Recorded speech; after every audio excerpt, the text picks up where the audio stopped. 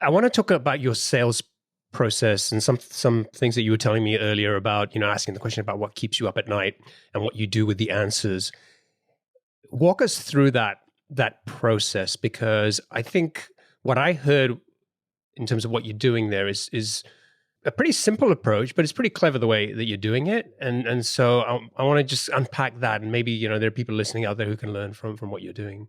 Yeah, so customer empathy is a massive sales tool, and having the right balance of knowing when to listen and when to speak in sales is also significantly powerful.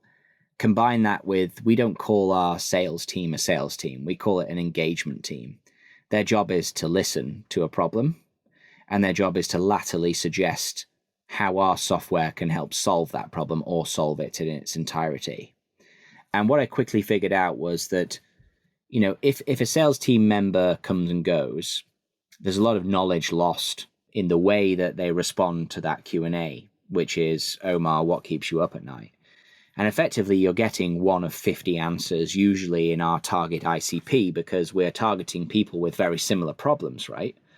So by recording those Q&As and doing lots of dulled down and simplified training around that, and using the tools that are available to us with AI and GPT now, latterly, you can stimulate, real good input and output from that. And I think that, our solution is really quite simple.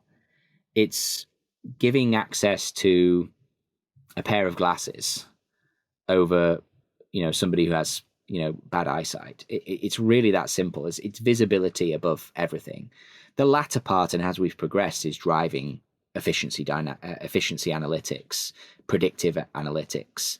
That's far more complex. But actually, where we try and empathize with the customer is we're taking them from very poor legacy software that is very difficult to use, that is version released and painfully difficult to renew, to expand, to customize, to migrate, to integrate, to optimize, all of those sorts of things and above.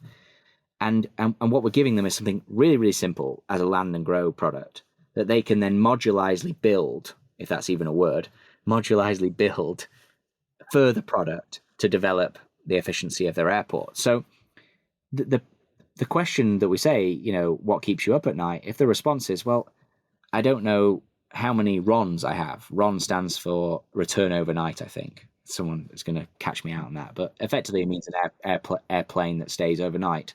If I can give you visibility to that, which then gives your CFO the ability to bill, that all of a sudden is a revenue uptick.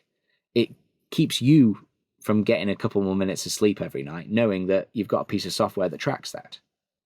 So then if I can combine that with what happens in the summer versus the winter for Southwest, what happens at Thanksgiving versus Christmas on passenger arrival, what happens when my board say to me, how are you going to grow air service?